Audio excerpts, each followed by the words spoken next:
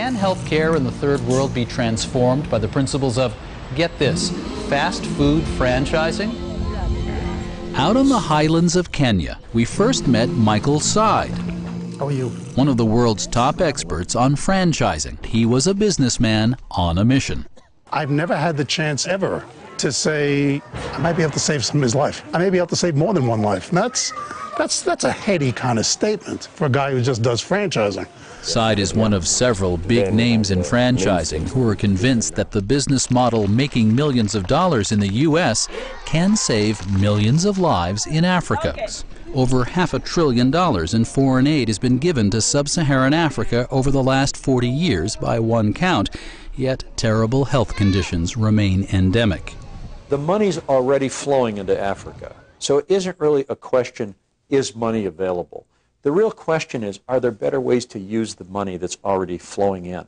Medicines in Africa tend to be pretty cheap, especially the drugs that treat the most common causes of death, like malaria and diarrhea.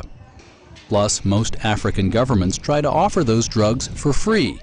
The big problem is how those drugs are being delivered.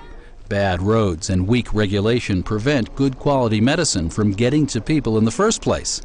For instance, many drugs that are sold on Kenya's streets are counterfeit. They just wrap it up in a little piece of paper, and it's a pill. It could be a sugar pill or chalk. And a desperate mother will do anything to get the medicine, so they take advantage of that market opportunity. But franchising has its own internal checks and controls that encourage the sellers of medicine to do the right thing. Quality and consistency is at the heart of successful franchising operations. We're all familiar with Subway sandwiches. If you go into a Subway anywhere in the world, you'll find that they wrap the chicken wrap exactly the same way. We need to be diagnosing and treating disease that consistently. Here's how it works. The CFW people recruit local Kenyan entrepreneurs and carefully vet them to make sure they're qualified to deliver health care and run a small business. The first test for Credence Mena was to raise the equivalent of $300 to pay what's called a franchise fee, just like you would for starting any Dunkin' Donuts in the U.S. In return, the central office gave her business training and a microloan to get the shops outfitted with medicine.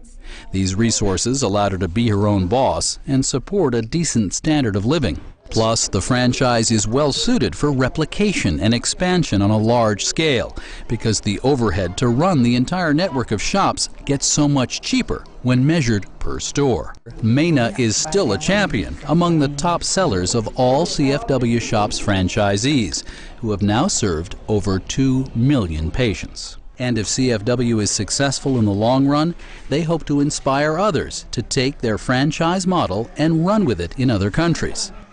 This is how ultimately we can make franchise healthcare just as commonplace as microcredit has become throughout the world. Emmanuel Ndoba leads CFW in Rwanda. Ndoba, born and raised in a refugee camp, knows what it's like to have little access to health care. Half of his 10 brothers and sisters have died from disease.